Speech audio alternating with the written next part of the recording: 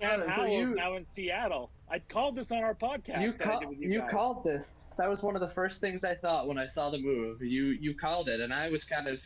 It was one of those things when you brought it up that I didn't. I honestly I hadn't considered. Um, I think about the one thing with this.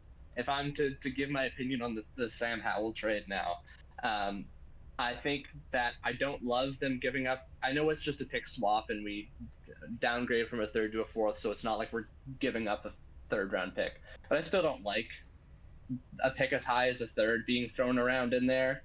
Um, I don't know. It seems like a little bit more than I would have liked to give up, even if it is just moving down around. Our draft capital is looking kind of rough, especially because we don't have our second rounder from the Leonard Williams trade. Yeah. I really like that John Schneider came out and immediately was like, no, Gino's still the starter. Like, we are trading for him to be our backup.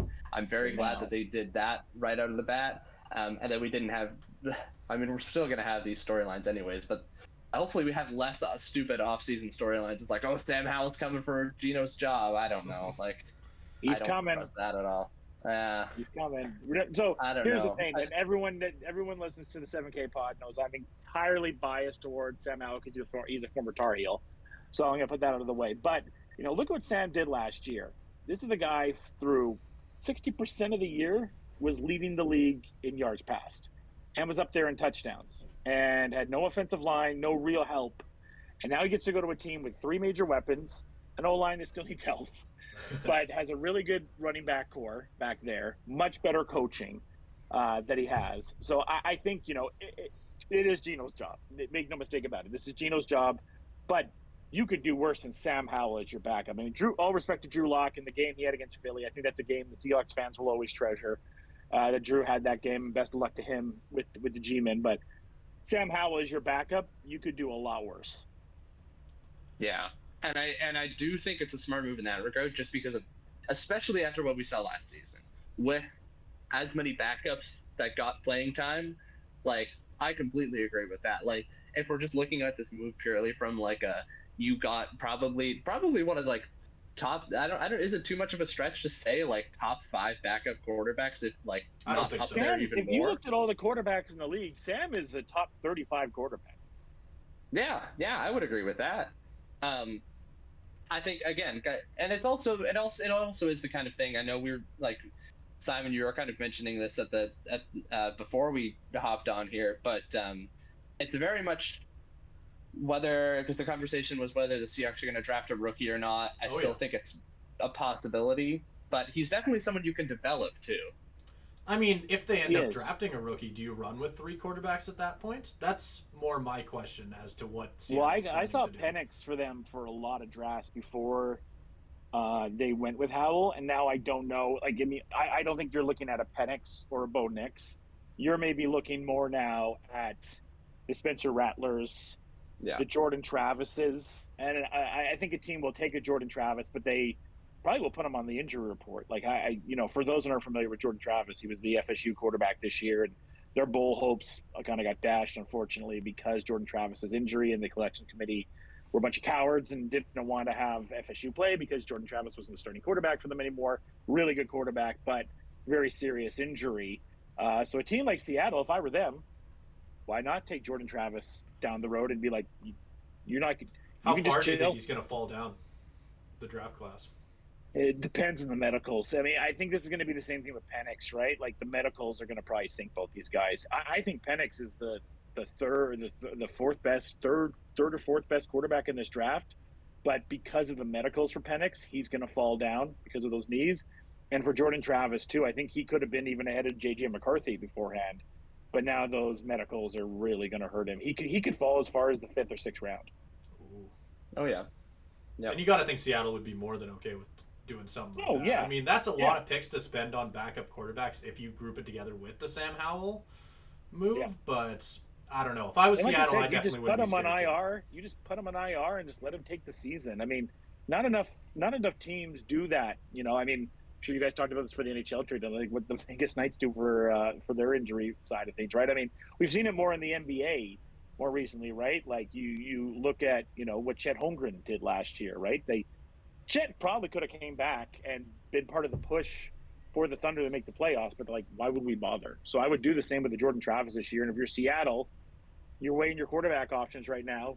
Gino, is this the end of this is the last year of his contract, Caleb, or does another year?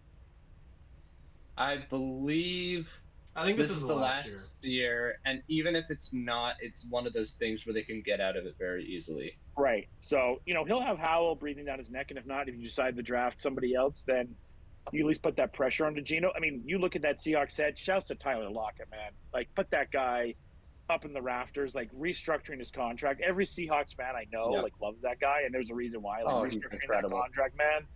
They're fantastic. And, the running back core that you get to have there is great.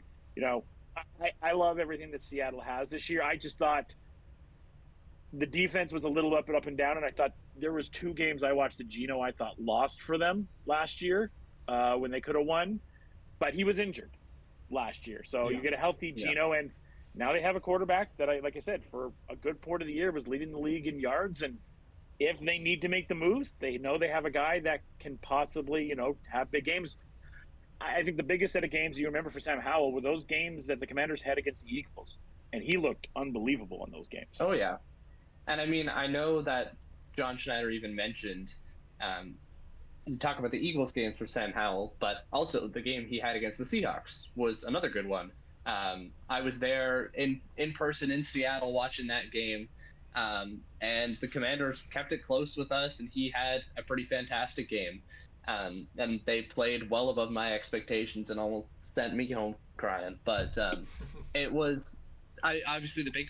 If we want to wrap up the Sam Howell stuff, it is very much a boom or bust kind of thing too. I think that's another important thing to mention, because yes, he led the league in passing yards for a lot of the time. He led the league in touchdowns, or not led the league, but had like 21 touchdowns or whatever it was.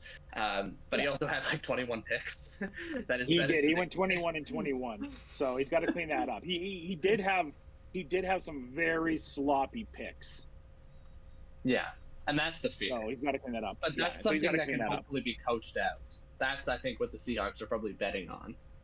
But I mean, in your division, before we move to the AFC, there's not a lot really to talk about. Like, the Niners didn't make anything explosive. I've liked everything the Cardinals have done, but it's nothing like mind blowing. They got Desmond Ritter as a backup. They got Murphy Bunting. They got Bilal Nichols. Smart, clever moves. And then I guess the big one is now, Caleb, it's okay. The bad man is gone.